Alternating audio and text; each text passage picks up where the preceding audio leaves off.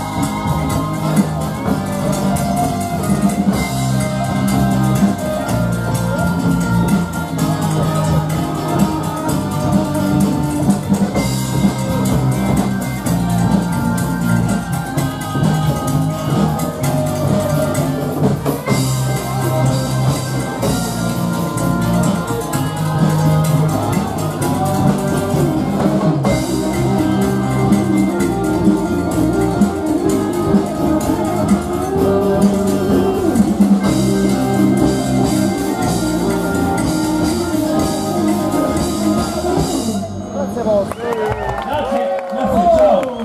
Paolo Rosati alle tastiere, Carlo Pumitano alle timbales, Piero Laconi al basso, Stefano Busi alle voci, Luciano Piga alle congas, Roberto Cubedo alla chitarra. Grazie.